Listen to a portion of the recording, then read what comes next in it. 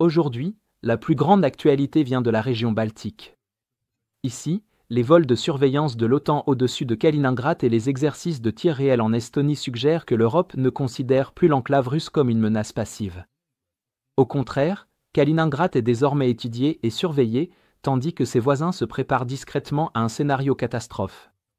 Récemment, le service allemand de contre-espionnage militaire a rapporté que les cas d'espionnage russe avaient presque doublé au cours de l'année écoulée. Les responsables affirment que les agents de Moscou utilisent des stratégies de couverture plus agressives et entrent en Europe via des pays tiers comme la Serbie et la Turquie pour échapper à la détection. Parallèlement, les cyberattaques et les campagnes d'ingérence politique se sont multipliées dans les États baltes. Rien que le mois dernier, la Lituanie a signalé des brouillages GPS sur ses avions commerciaux, l'Estonie a détecté des piratages coordonnés contre ses infrastructures étatiques et des groupes liés à la Russie ont financé plusieurs rassemblements politiques en Lettonie. Il ne s'agit pas de provocations isolées, elles rappellent les 6 avant-coureurs qui ont précédé les invasions russes en Géorgie en 2008 et en Ukraine en 2014 puis en 2022. Le schéma est connu, et son point central est Kaliningrad. Presque chaque incident de brouillage de signaux, d'incursion radar ou de sondage par drone dans la région remonte à l'enclave russe, en faisant le catalyseur de toute nouvelle escalade.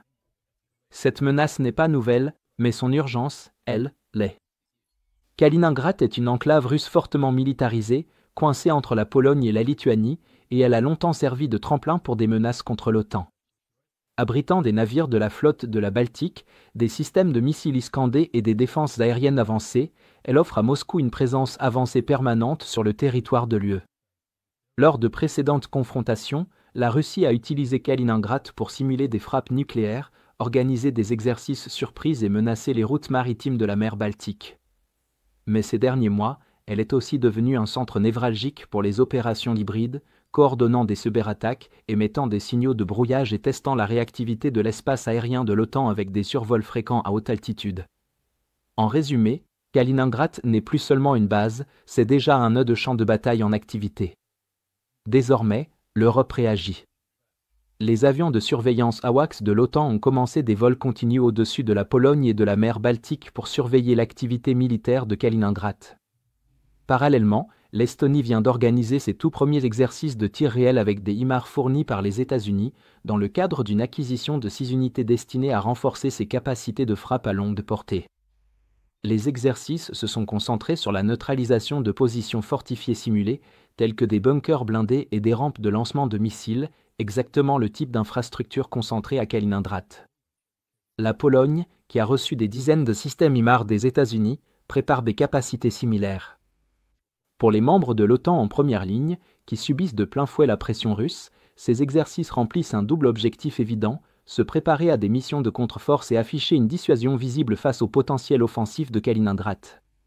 Bien qu'aucun scénario officiel n'ait été communiqué, les analystes interprètent ces manœuvres comme une répétition générale pour des missions d'interdiction sérieuses visant la Russie, détecter, cibler et neutraliser les plateformes de lancement de missiles à l'intérieur de l'enclave.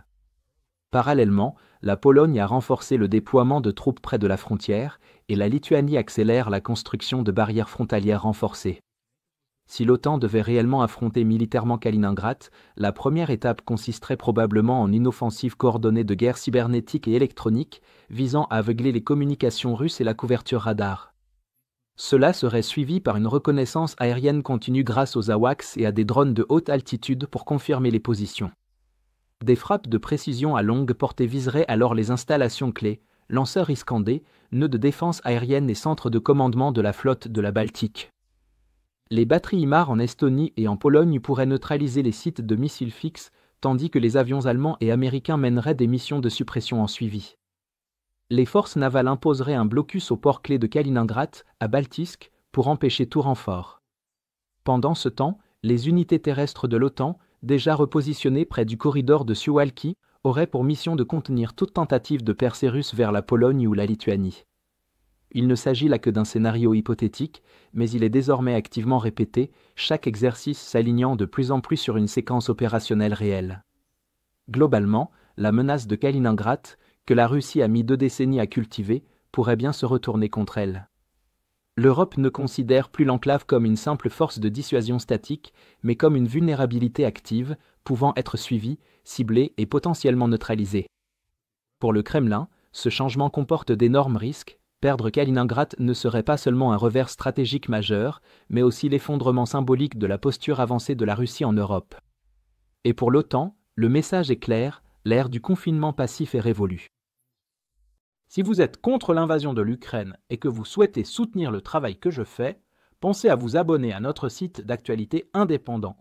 Vous y trouverez nos analyses stratégiques exclusives, des aperçus complets de tous les fronts et des vidéos d'analyse tactique régulières. En vous abonnant, vous montrerez non seulement votre soutien à cette chaîne, mais vous aiderez également à défendre le journalisme indépendant.